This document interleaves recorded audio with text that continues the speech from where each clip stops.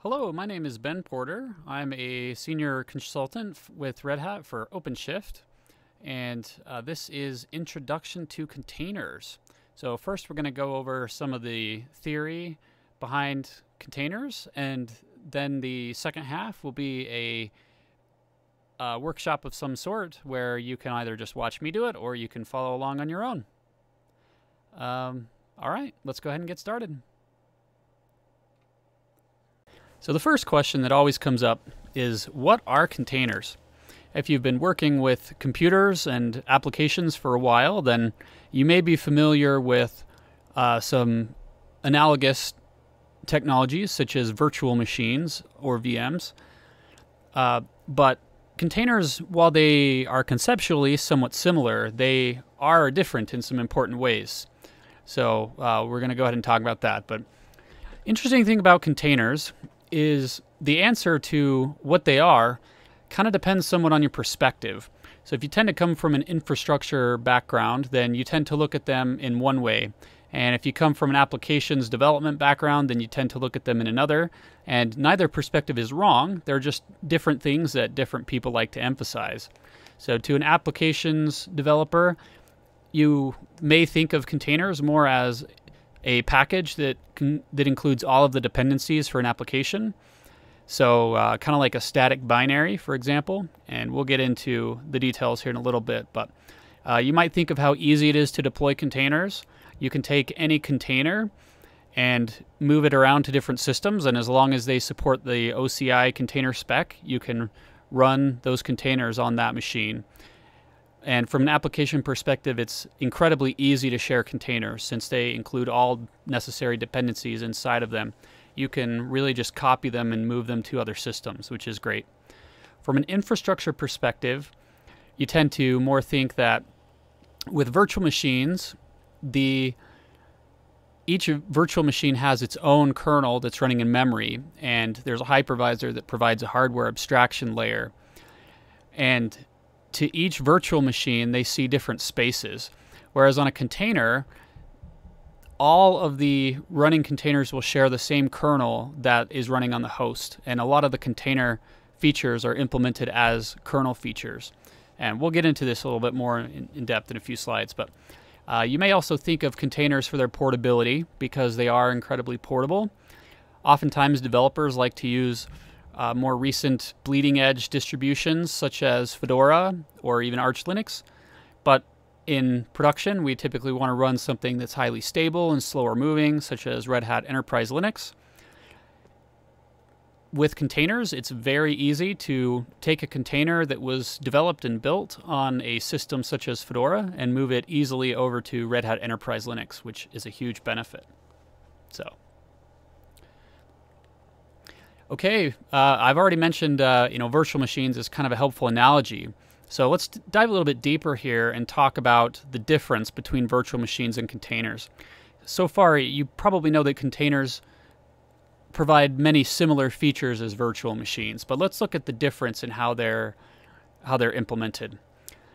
So in both cases, you're going to have hardware at the base. This could be bare metal. It could, such as your laptop or server boxes. With a virtual machine running on top of the hardware, you will have the host operating system and the host kernel, and built into the kernel, it's typically built into the kernel. It doesn't always have to be. There are user space implementations, but anything serious is built into the kernel. It's called a hypervisor, and what it does is it provides a abstraction layer for hardware that appears as hardware to any sort of guest operating systems that are running. So in this case, you can see that this virtual machine has its own kernel, its own operating system dependencies, and its own applications. So it's got its own stack. The kernel in this operating system inside the VM does not necessarily know that it is running inside of a virtual machine. For all it knows, it's running as the host operating system. Now, there are ways that it can tell, but it's not super relevant, so we'll leave it out for simplification purposes. But you can have multiple virtual machines running on the same host, and especially in an enterprise environment, you typically will have many, many virtual machines running on top of each physical node. Each one of those virtual machines is going to have its own kernel, its own operating system dependencies, and its own applications. And they're isolated from each other based on the hypervisor. And it is very, very difficult for a process running in one virtual machine to interact with one in another, unless you intentionally open pathways for that. So virtual machines are extremely secure. These security benefits are a main reason why virtual machines began taking over the world many years ago when they started. But as you can probably tell, when you have multiple copies of multiple kernels and multiple OS dependencies and all that, you've got a lot of duplication there. And the kernel alone is not a trivial amount of duplication. They can easily be hundreds of megabytes, but each system call that happens also has to go through multiple translation layers. So if you're writing an application and you make some sort of a system call, say to open a socket or to read a file, basically anything that you need to do that interacts with the outside world, you do that through a system call that goes through the kernel and down to the hardware. Each time you do that as an application running inside of a virtual machine, that call has to go all the way through, down through the VM kernel, and then through the hypervisor and get translated down to real hardware. So there's a lot of overhead involved there. Now there are techniques you can do with hardware pass-through that try to improve that scenario, but generally speaking, it's not super optimized. Containers, on the other hand, because all of the containers share the same kernel and that kernel is running with the host, you don't have that overhead. With the container system, each application appears as though it's running by itself. So another difference here is, you notice in the virtual machine, you've got all these applications that are running in this machine, and they all see each other as common processes running on the same machine. In the container world, they do not. They're isolated processes, and they only see what they are exposed to. Each container brings in all of its dependencies that it needs to run other than the kernel, and it stays packaged up with the application. So it's very easy to move. It's essentially like having a static binary built of every tool that you use. So regardless of all the dynamic libraries it uses, or if it uses dependencies like Ruby gems or JavaScript NPM packages, those are all present as dependencies inside this container. So you can even treat Ruby scripts as static binaries, which is very, very neat. You can run containers because they're so lightweight. Oftentimes what we have bare metal hardware in some data center, and then we do have virtual machines that are moderately sized, and so there's a hypervisor involved there, like VMware or something. And then each one of those VMs will run a number of containers. And you can have much, much larger VMs running containers than you otherwise could if you had VMs for all isolation. So you get a lot of the benefits of reusing dependencies by using containers. So it's a very good strategy. So we've already kind of touched on some of these, but let's go through them again quickly. The main takeaway here is to just kind of understand what a container is. You certainly don't need to be an expert, but since so many of us are familiar with virtual machines, I find it's very useful to compare and contrast containers to virtual machines. So the VM has a hypervisor that abstracts and emulates hardware. Each guest has its own kernel, and there's a significant amount of security, but also a significant amount of overhead involved. Containers, on the other hand, they take all the same isolation concepts, but they share a kernel with the host, so they're very, very lightweight. An important point on here that I want to touch is that a lot of times when we talk about containers, we talk about one implementation of containers, which is Docker.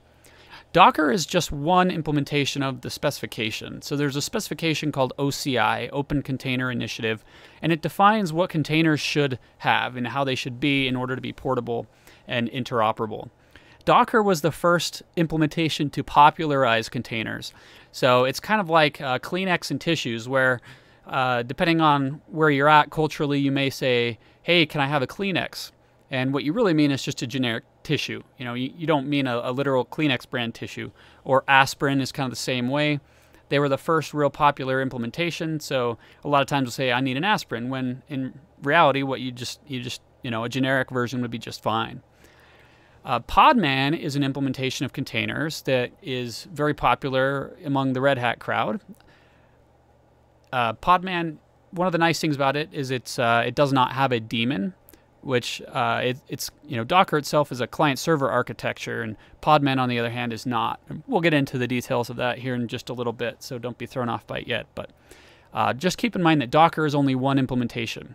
So when we're talking about containers, we'll often use terms like image and container, and those are not necessarily the same as Docker image or Docker container, although most of the time when people say Docker image or Docker container, they really just mean generic. They don't mean Docker specifically. Here's another look at virtual machines and containers, so you can kind of tell a difference here. With a virtual machine, again, the application is packaged with all of its OS dependencies and the whole operating system, whereas in a container, it's just the application and its dependencies. So with containers, you've got shared kernel. The compute resources and the memory resources are a lot easier to share. So it's usually the job of a kernel to isolate or to provide resources to processes that are running. And modern kernels are built to where processes are not necessarily friendly.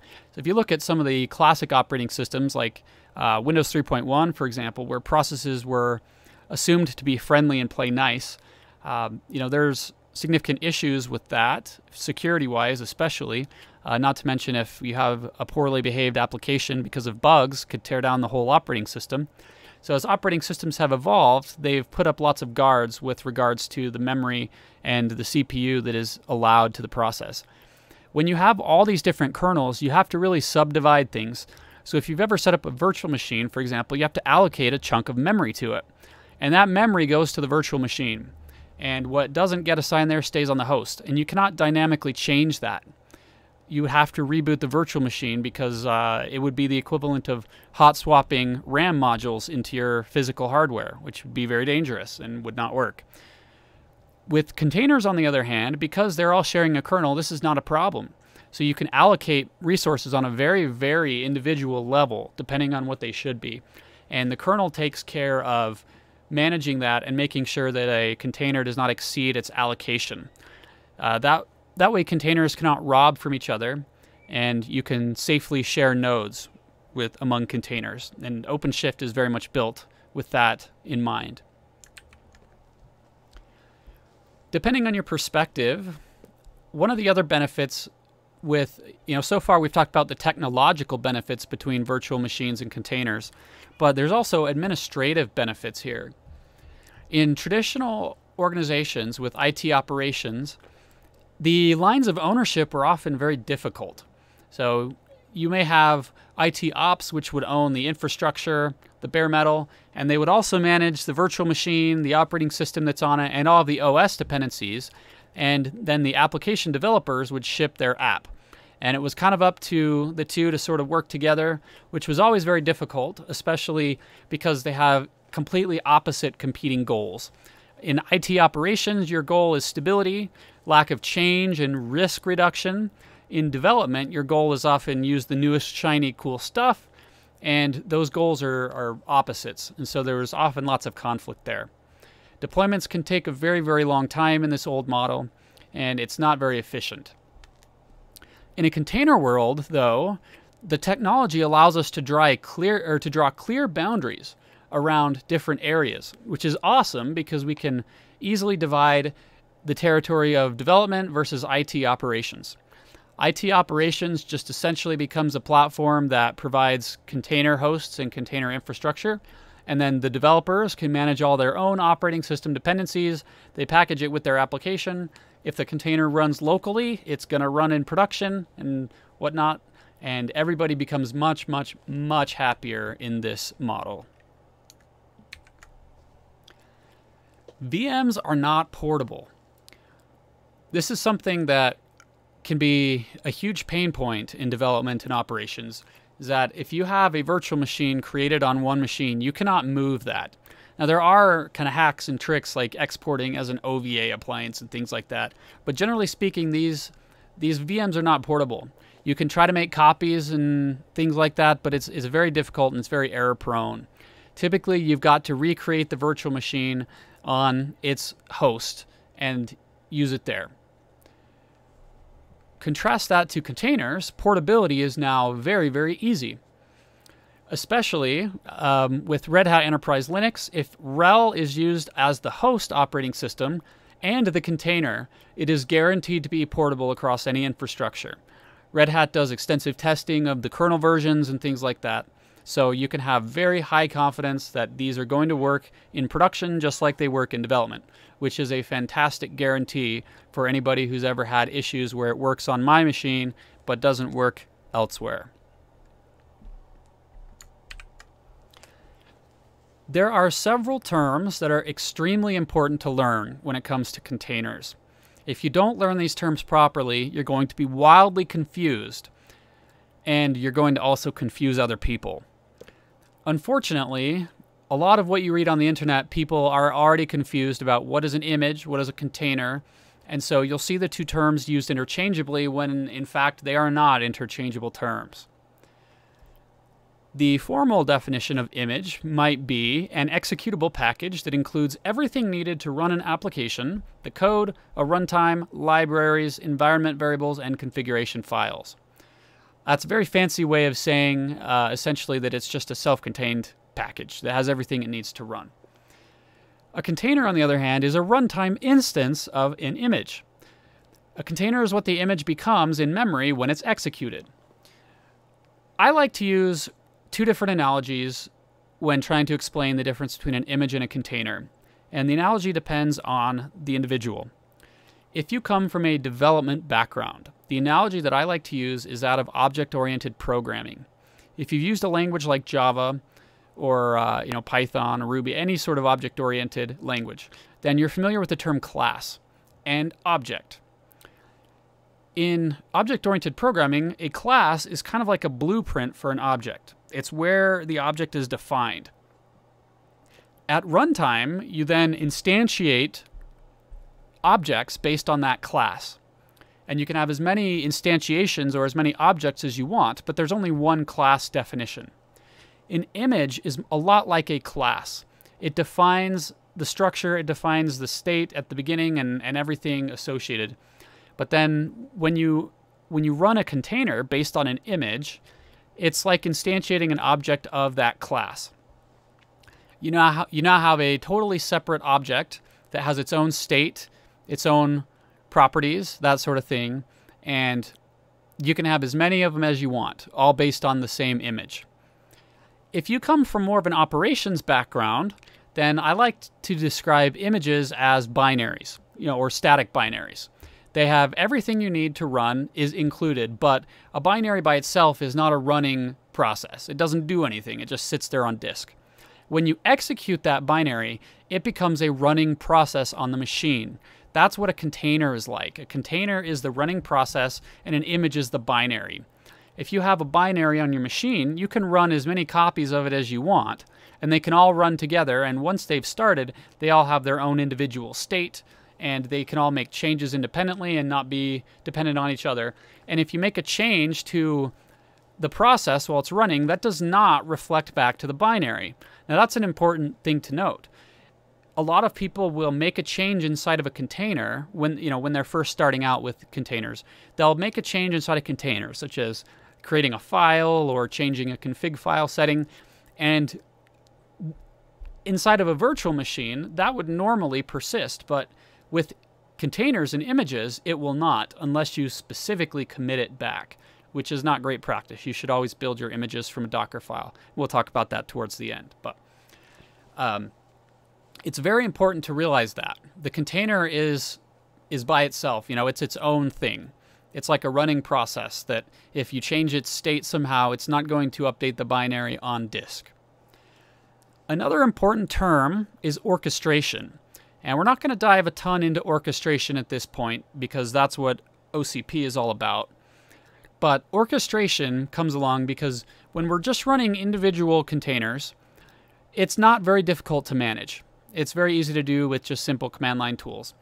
But as we get to large scale, where there's a number of containers that are running and they all have dependencies and things like that, it becomes very difficult to manage those at scale. We need supervisors to make sure that if the container crashes or exits somehow, it gets restarted.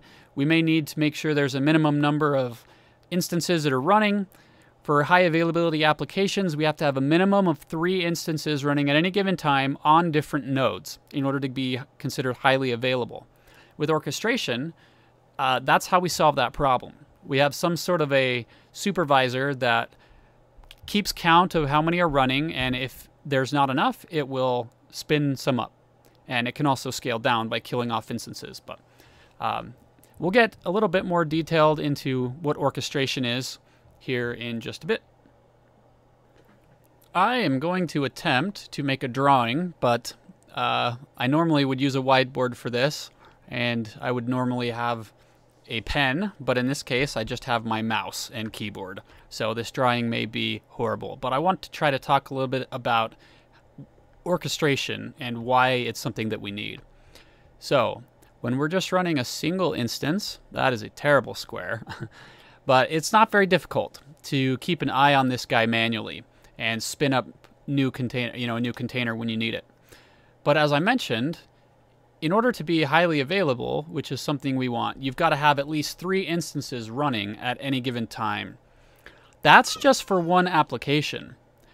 Now, let's keep in mind that most applications in enterprise consist of perhaps dozens of services. So now you've got to have 3 replicas for each one so that they're all highly available. And now we're just continuing to add instances of our application. So these are all running containers. We don't particularly care which hosts these are running on as long as they are running. But in order to stay highly available, we should have a different host or different nodes for each one of these. So these are all running on different nodes. Boy, this is very difficult to draw. I may have to abandon this plan here.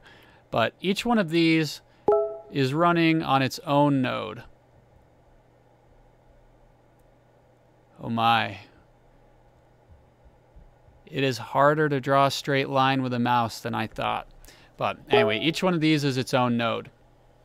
So orchestration comes along and manages this system for us. Once we start to get more advanced setups, we may want to do something like a blue-green deployment. So in a blue-green deployment, for example, it's a zero downtime deployment strategy where, say you have the first application and it's running as some green replicas. You now have a new version of the application that you want to deploy. With blue-green, what you'll do is you'll spin up the blue environment running alongside the green environment, and you will redirect all of the traffic at some given point. So now traffic comes over here. As long as everything is continuing to succeed, you can then remove the green deployment and run on blue. Likewise, when the next version is ready, you'll deploy that as the green environment, which is not currently getting traffic. And you will redirect the traffic to there. Once that is good, then again, you can tear down the blue environment, and it just goes like that. Now, there's lots of variations of strategies to deploy, but suffice it to say that is something that is very useful from an orchestration type of tool. If you were managing all these containers yourself, that would be very difficult, but with orchestration, we can easily get that done. All right, let's talk about Docker now. So remember I said earlier, Docker is only one implementation of containers.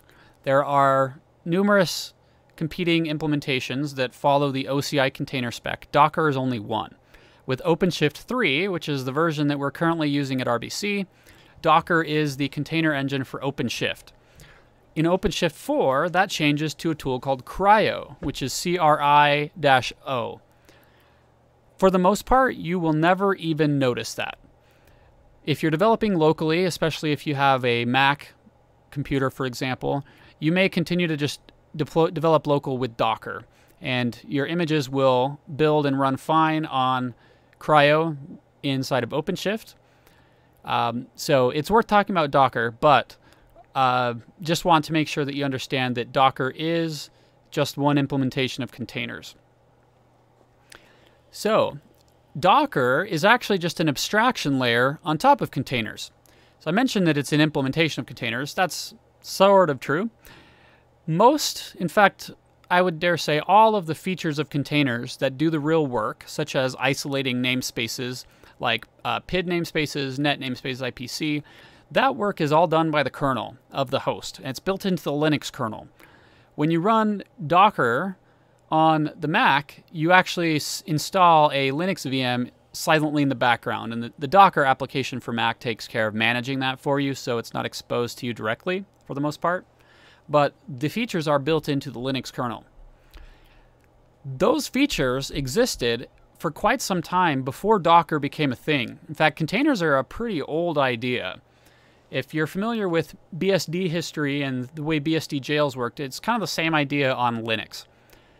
However, each one of these namespaces that are used for containers were each kind of implemented independently.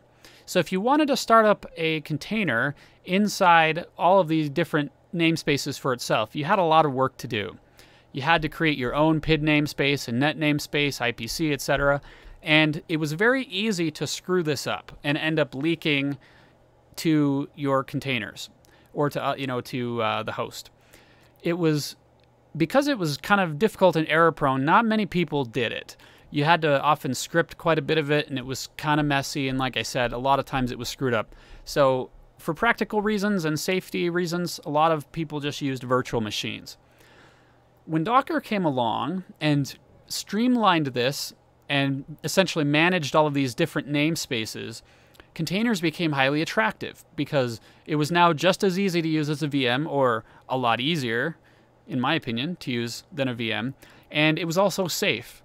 Docker had guardrails and it protected you in case you made mistakes. So Docker is essentially an abstraction layer over the kernel features that provide containers. I like to think of the container host as a Game Boy. So Docker is a Game Boy. If you think about a Game Boy, if you're not somebody who's played games or had one of these when they were younger, then this analogy may not mean anything to you, and I apologize. But I like to think of the container host as the Game Boy, and the containers themselves as game cartridges. So when you take a game cartridge and you stick it into the Game Boy and you turn it on, you now have a running copy of that game. When you rack up points and you defeat bosses, you're not writing that information back to the cartridge itself. It stays in memory somewhere. It's the same way with containers. As they run, they've got their own state, things are happening, it's not affecting the underlying image itself. But just like with a Game Boy, you can take any one of these cartridges and you can give it to somebody else who has a Game Boy. So you've got a friend, you guys like to trade games, you give that friend one of your cartridges, he gives you one of his, you stick it in your Game Boy, and it works just fine. They're very portable between Game Boys. Docker is the same way. Anybody who's running Docker, or again, Podman, or any one of the OCI-compliant container implementations can be handed an image and they can run it just fine. All the dependencies that are needed are right there in the container. Let's talk about some important terminology here, and then we'll start getting into some of the details. If you're already familiar with Unix-style operating systems, then most of these terms are essentially going to carry over.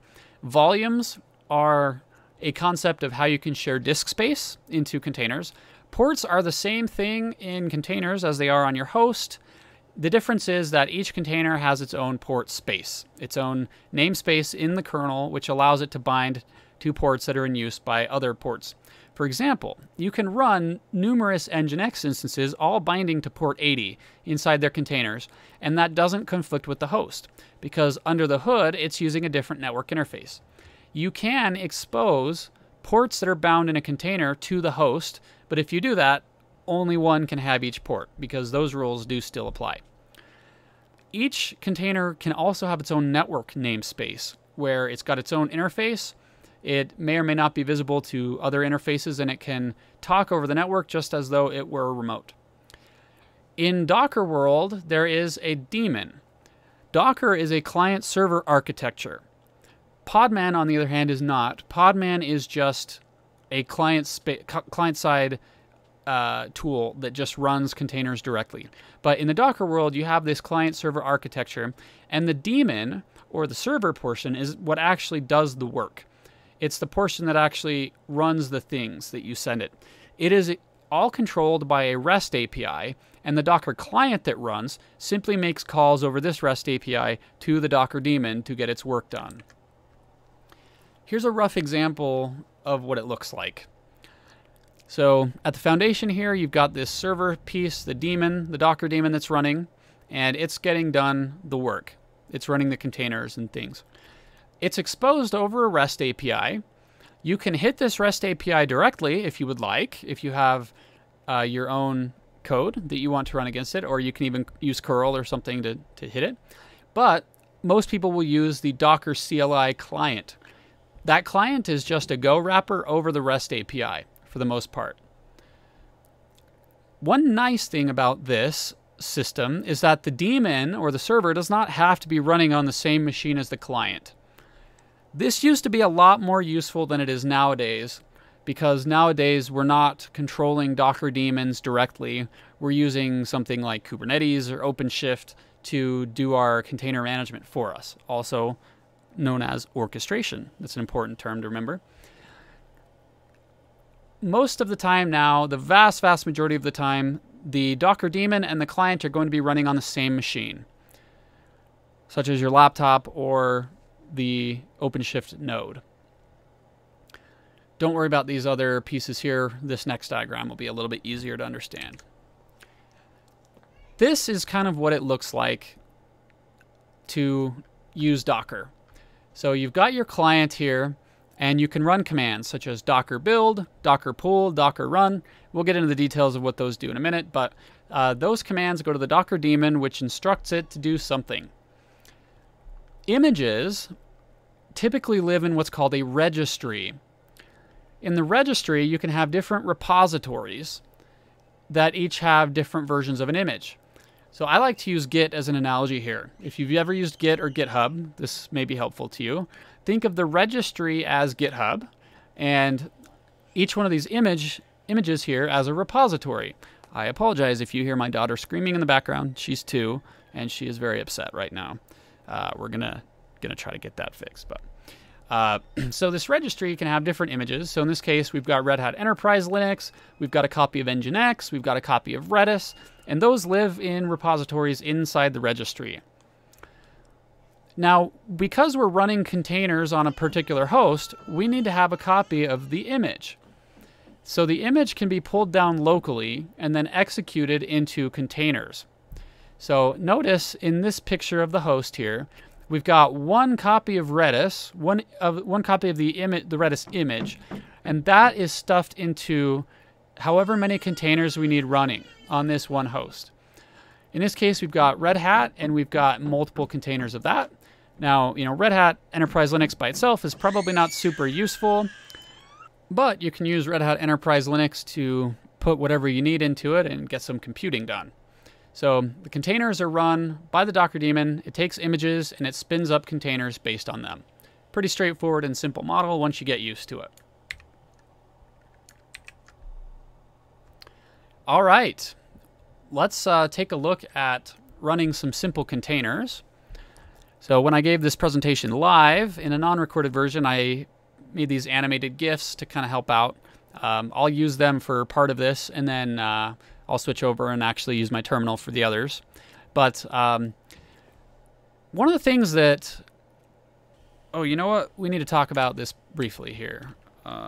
Whoops. Okay, these commands over here, the client, docker build is how you will tell the Docker daemon to build a new image. So docker build will take some sort of source code, such as a Dockerfile, and builds it into an image. Docker pull is how you will pull an image down from the remote registry onto the host. So you could do Docker pull Red Hat Enterprise Linux, and it pulls the image down from the registry, and now you have a local copy. Docker run is how you take an image and you spin up a container based on it. We'll get into the details of the syntax here in just a minute, but that's kind of a high-level basics. So something to know about the way these repositories and registries work. I used Git as an analogy with the repositories and registries. That analogy carries towards layers as well. So in Git world, you've got a directed acyclic graph, which basically means you've got a tree structure where each commit is just a diff or a delta on top of the previous commit. And somewhere at the base, you have a diff against empty. It's kind of the same way with these Docker images. They're built in a system called layers, and each one of these layers adds something to the image and then commits and is the end of that layer. So when you're building a Docker file or you're building a Docker image, you're essentially just stacking layers on top of each other. And this has some important implications, such as that these layers are immutable.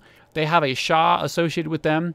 So there's a hash that if anything about the layer were to change, the hash would change, and that would mean that that layer is no longer valid and no longer part of the stack. So you evict it and you recreate it. But this model allows powerful optimizations and powerful reuse of cache when you're doing builds, which is something that we'll see here pretty soon. It's very, very nice. Okay, so back to running our simple containers. This is something, when I first put this example together with running Ruby 2.3, it was brand new. Nobody had Ruby 2.3 in their distribution yet, but people wanted to play with new features. So I use this as a great example. Say it is with containers, it's extremely easy to have a version of Ruby 2.3 running locally on your system. All the dependencies that Ruby needs are packaged inside the container, so you can just run it. When you run this Docker run command, if the image that's required is not already present on the system, it will be pulled down on demand. So Docker run, as you recall, is how you run this container. Now in the example over here, you see I used Podman. Podman has the same API. Again, Podman's a different implementation of containers. Don't get confused. It's the same thing that's happening here. So Docker run is the command. We want to run an image. We want to create a container based off of it. -it, that's two flags. The -i, which means interactive, and the -t, which means attach a TTY. Those are just present so that we get standard in and standard out attached to it, because in this case, we want to type something into this. If we didn't attach standard in and standard out, then they would not be put on by default, and the container would not be useful.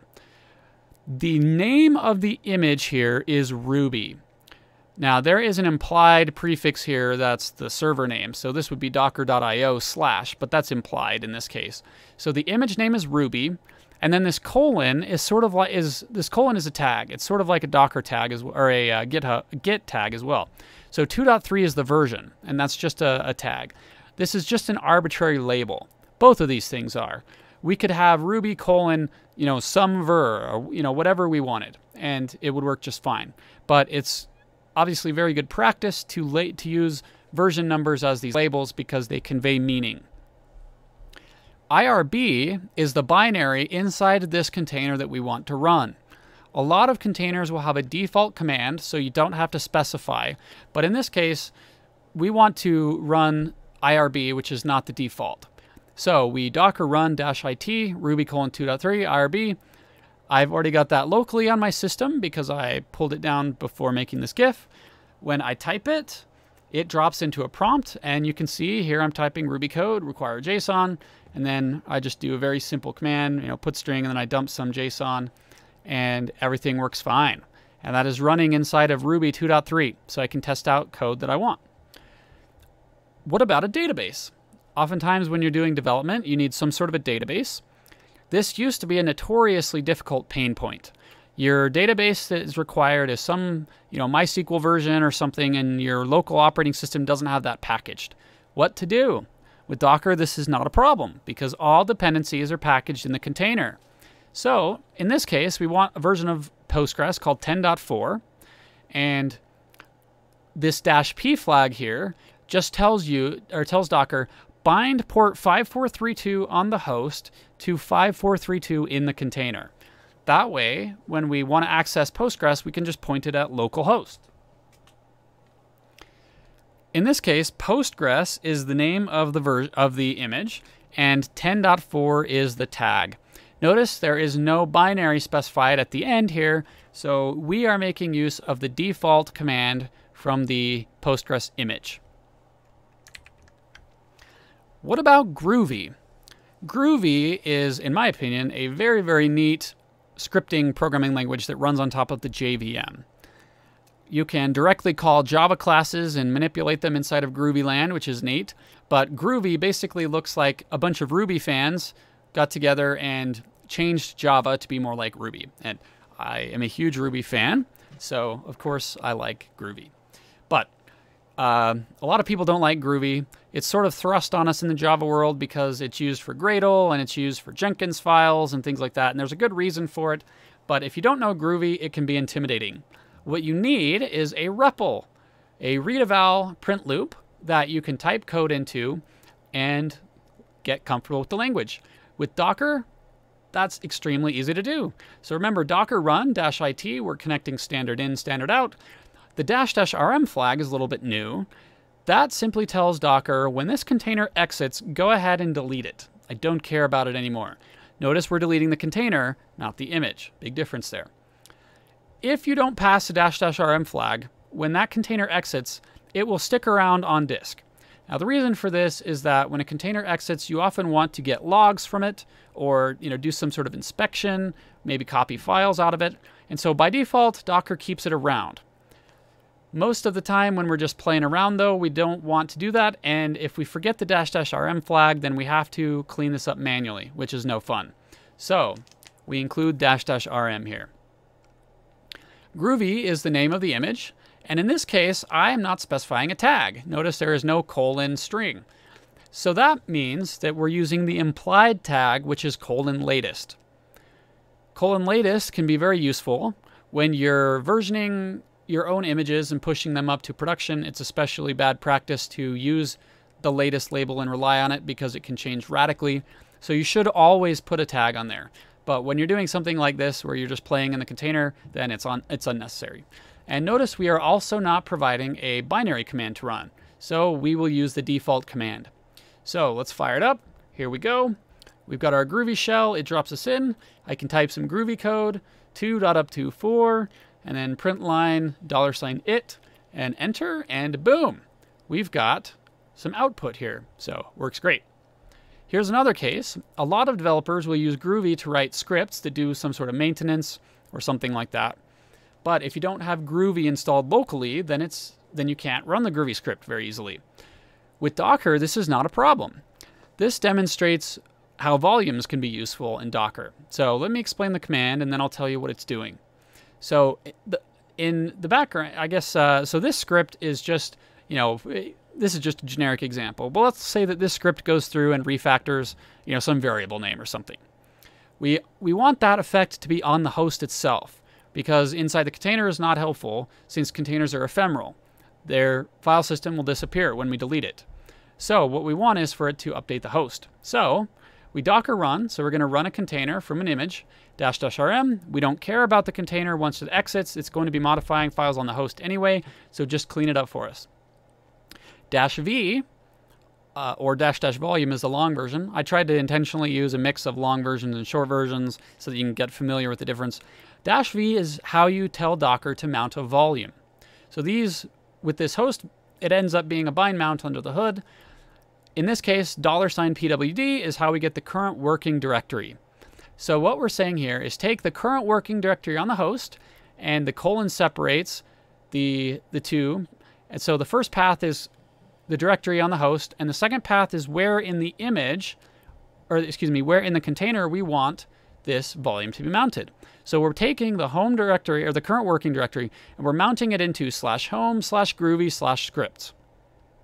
-w is an easy way to say, set the working directory in the container to be this, which we want it to be the same as what we're mounting. And then we just run, the image name is Groovy, and then we're gonna run Groovy script name and any arguments to that script. That will then run and do its thing, and any modifications it makes to /home groovy scripts will be reflected on the host because we mounted with a bind mount behind the scenes, and those files were the same. So it can be very, very useful.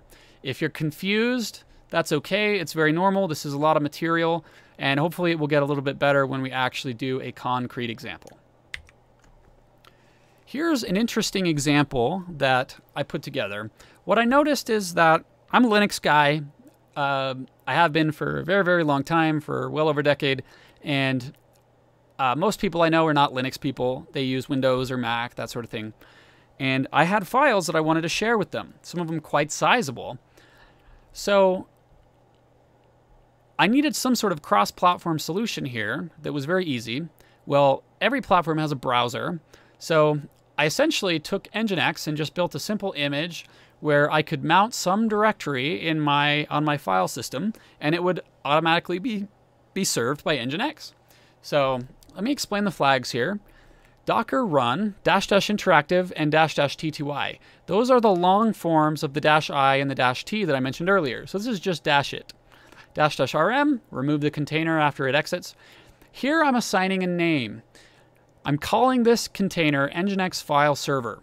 Now, if I don't specify a name, Docker will make one up, and it usually makes up, some kind of strange name that you'll get. And it's easy to look those up, but I'm giving this a specific name so that it's easy for me to query later. --publish is the long form of -p, which we used earlier. So this is saying take port 8080 on the host and map it to port 80 in the container. Nginx in the container wants to listen on port 80 by default, so we map that to 8080 on the host. Then we mount a volume. Again, here's the current working directory being mounted in from the host, and I'm going to mount this to user share Nginx HTML. And I'm going to throw a couple flags at it. :RO means it will be mounted as read-only into the container, which is very useful because I don't want anybody changing these files. If there was some sort of a vulnerability in Nginx, for example, and somebody was able to modify some of my files, the RO flag here would stop them because this volume is not writable anyway. The $Z is an SE Linux flag. Because I'm on Fedora, I have to include that. The name of the image is docker.io/freedomben/nginx. Now, if you wanted to look at the source code, it's here. I actually need to update it. This doesn't work super well anymore with Fedora 31 and above, so I need to update this. But docker.io is the first part of an image name, and this is the server on which it lives. So far, we haven't used this. It's been implied. In Docker, if you don't specify, it usually defaults to docker.io. With Podman, that sort of thing, it will follow a list on each system. So there's a config file on your system that you can specify what your remotes are, and it will follow those. FreedomBen is the namespace. That's my username on Docker Hub, which is where this goes, and Nginx is the image name. So I could have put a colon and then a version, but in this case I did not, so it defaults to :latest.